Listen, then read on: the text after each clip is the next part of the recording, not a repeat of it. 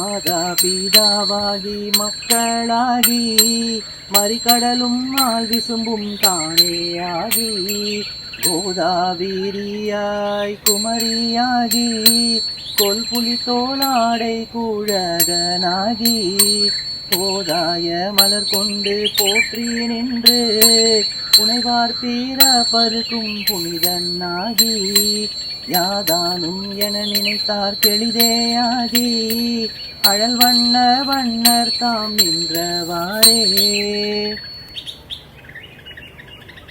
தேவார பாடல்கள் தமிழ் மறைன்னு உயர்ந்த இடத்துல இருக்குது. இறைவனுடைய பெருமைகளையும் அவனுடைய இயல்புகளையும் குறிக்கிறதே தேவார பாடல்கள்.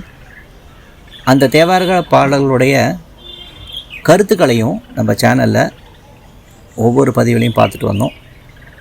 இனிமே வரப்போகிற பதிவுகளில் தேவார பாடல்களை ஒரு பாடல் வடிவமாகவே கொடுக்குற ஒரு சிறிய முயற்சியை நான் எடுத்திருக்கேன்.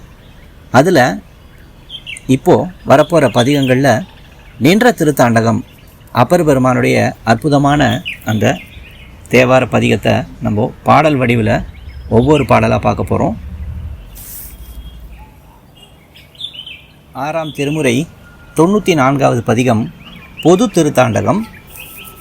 இந்த திருத்தாண்டகத்தை அப்பர் பெருமான் திருப்பூம்புகலூர் அப்படிங்கிற அந்த அற்புதமான திருத்தலத்தில் பாடி அருளி உள்ளார்.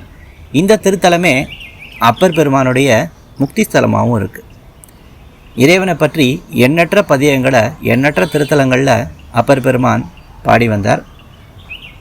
அவருடைய இறுதி காலத்தில் திருப்பூம்புகலூர் அப்படிங்கிற அந்த திருத்தலத்தில் வெகு நாட்கள் தங்கியிருந்து சிவபெருமானுடைய பெருமைகளையும் அவர் எப்படிப்பட்ட இயல்புகளையெல்லாம் உடையவர் இப்படி எண்ணற்ற பதியங்களை நமக்கு பாடி அருளியுள்ளார்.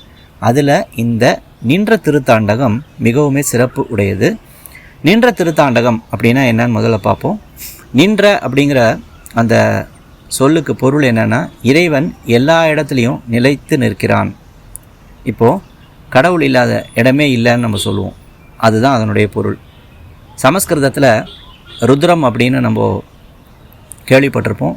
அந்த ருத்ரத்துக்கு நிகராக இந்த நின்ற திருத்தாண்டகம் இருக்குது. இறைவன் எல்லா இடத்துலையும் இருக்கிறது உண்மை தானே, அதை தான் இந்த பதிகம் சொல்லுது. இருநிலனாய் தீயாகி நீருமாகி இயமான நானெறியும் காற்றுமாகி மண்ணாகி விண்ணாகி மலையுமாகி, இப்படி இறைவனுடைய அவன் இருக்கிற இடங்களை பற்றி எந்த இடத்துல தான் இல்லை, இறைவன் எல்லா இடத்துலையும் உள்ளான். அந்த பெருமையுடைய திருப்பதிகம் தான் இந்த நின்ற திருத்தாண்டகம். திருச்சிட்டம்பலம்.